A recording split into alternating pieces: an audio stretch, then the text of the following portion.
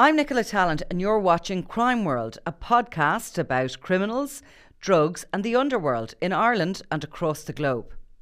Make sure you subscribe to our channel and turn on notifications so you can be the first to watch all our latest episodes. You can also listen wherever you get your podcasts. We had a shocking act of violence, of course, on Talbot Street when an American tourist was attacked, and we had a public outroar, and we had Helen McEntee visit the street just outside here.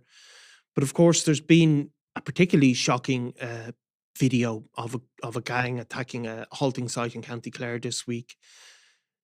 It's fair to say there hasn't been the same political reaction. No, not at all. And I mean, I don't know if anyone hasn't seen the video. I mean, it's 10 guys like in balaclavas, one of them with a shotgun, others with, long-handled slash hooks. One man definitely had a sledgehammer, and they were smashing the windows of cars systematically, going from vehicle to vehicle. They were targeting, houses, skipping one house, going after another, making a real effort to do as much damage as possible to a mobile home as well. And there was one guy clearly directing things. He was pointing. You could clearly hear him say, "Scrap that car," pointing to it, and guys, waiting to be, to target a particular vehicle. It was a predetermined, planned attack, and if you saw that anywhere else, you'd be going, "What the hell is going on?" Like, it was terrifying.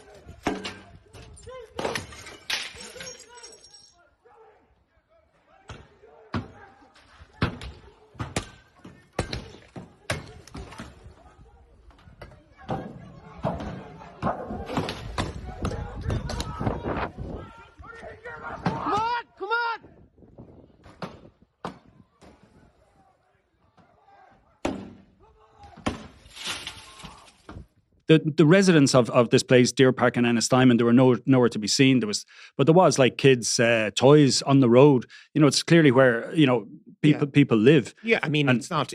They're not doing a health and safety check before they go in to make sure the kids are out of the scene. I mean, there's no doubt about that.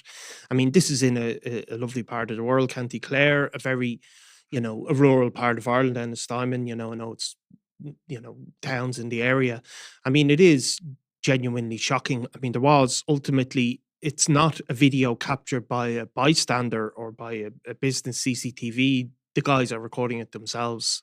Yeah, and the thing is, this is one of, I don't know, at least 10 incidents over the last 2 years that we've covered, and there's been, very little political reaction. Sometimes I know from people I've spoken to in the community in Ennis and in Ennistimon, kind of feel there hasn't been enough Garda action. Now, there is another video from today's, or from this week's video, where there seemed to be quite a big Garda reaction, and there were 2 arrests made the following day, and there were armed response, and the helicopter was up. So, I mean, in fairness, there was a robust Garda response in this case. But I mean, like, it all comes down to, like, there's a 4 or 5 way feud going on between various different members of clans who are involved in crime and innocent members of various families that can then be targeted. And it's all about a power struggle between people who are involved in various kinds of criminality. A lot of them are relatively young men. But like, there's been, you see this, a man clearly brandishing a gun, but this is not new for those people in that community. There was one video that we had there last January, and this came in a week where there was 2 unrelated arson attacks on homes, and you can see that it was filmed inside a car, and they were chasing another car, and somebody shouting, "Oh, the gun is gone! There's a gun gone!" And a guy is trying to break the window of the car in front. Next minute, there's a bang, and he limps off camera. So there was clearly a shot. Now the guards at the time did say they were investigating, the reports of a shooting in Cloughlea. But there's been so many. We've done video footage 2 years ago of guys standing behind a crash barrier and raining petrol bombs down onto a halting site. And if you saw that and people were saying that this is what's happening in Sweden, or if this is what's happening, in some other part of the country, there would be a genuine political uproar. Yeah, and I mean, you have to remember as well that these houses are being targeted very indiscriminately.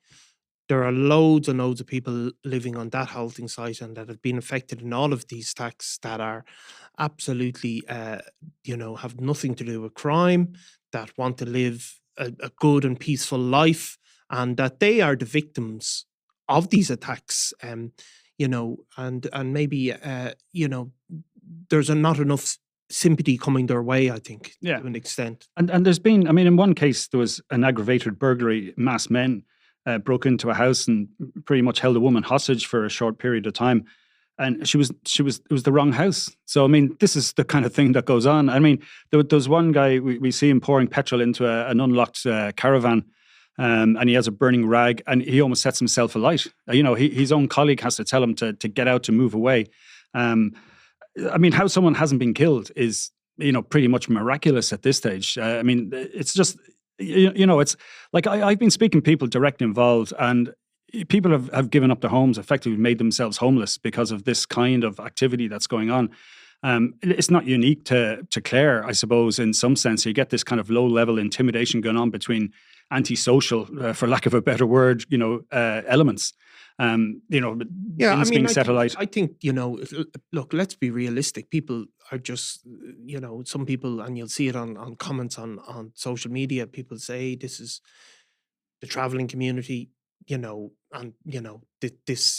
place the blame on the whole community, despite the fact that these attacks are very, very, very similar to what was going on in Drogheda, for example, or in other parts of the country within settled communities. When the attacks in Drogheda were going on, when there was, multiple arson attacks occurring all the time, people really had a kind of a sympathy and a sense of that a community being under attack, really. Yeah. And there was political reaction. There was people who there was a police reaction as well, and there has been police reaction, in fairness here. But people weren't targeting the victims there with the one brush.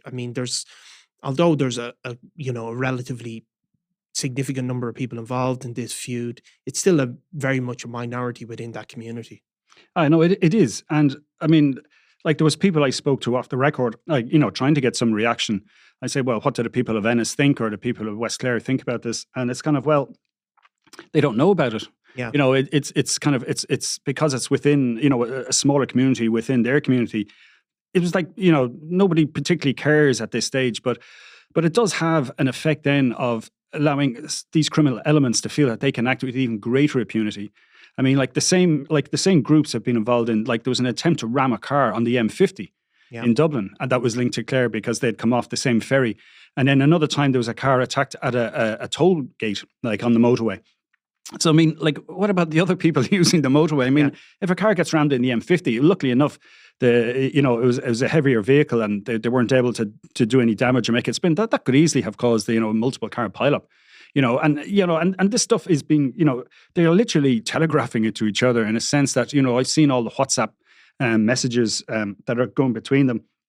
There's people saying things like, I swear on my dead father's grave, there's no peace in this argument. You're not, what's coming. There's people firing shotguns online saying this is what you're going to get. There's some really, colourful and sinister threats. Things like, this is one I'll read out. One of you will be got and one of you will be left in your blood. That's a promise.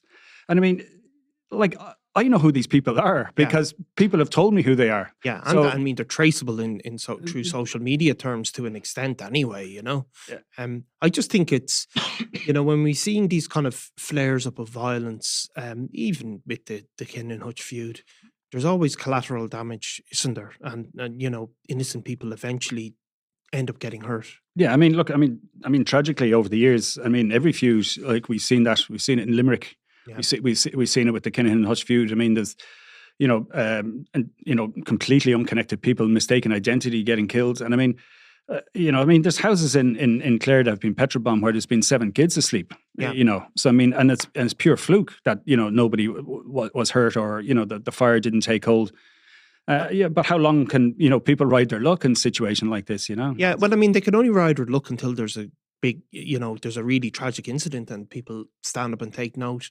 And let's be realistic. If it wasn't, if people may be more exercised, if it wasn't happening within the travelling community, there is a sense of, people, that's something that's happening somewhere else to an extent. Yeah, I mean, people like to forget about it and parcel it off. I remember years ago, Martin Collins, I think, made a comment that travelling community are either over-policed or under-policed. Yeah. And I know for a fact that there's members of the travelling community in Clare have been making complaints. Yeah. Now, I suppose I'm only hearing one side of it. It's quite possible that people are making complaints but not following through with making statements. Yeah. But, again, there's obvious reasons for that. There's fear of retaliation, intimidation.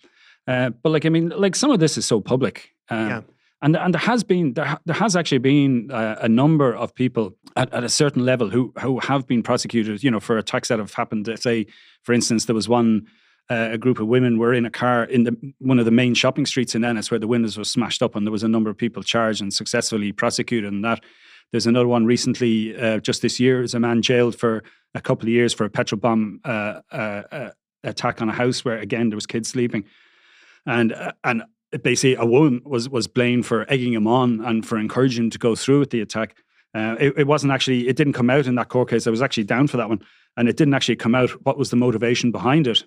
But afterwards, then there was commentary on social media saying, "No, he'll fly through this. 4-year sentence, 5 years, whatever it was, is no big deal." Like there was no sense of remorse or let's back down. And there's so many of these kind of goading, threatening messages going back and forth. It's hard for anyone to walk away now without losing face, which it just I suppose it builds the tension. And I mean, it does. I think it's going to take a certain element of I suppose innovative policing to some extent. Now, again, look, I mean, a lot of them are quite young people. They're young families. I'd say you can't get away from the fact that there's an issue with housing. There isn't enough places for people to live. That has to kind of make things worse.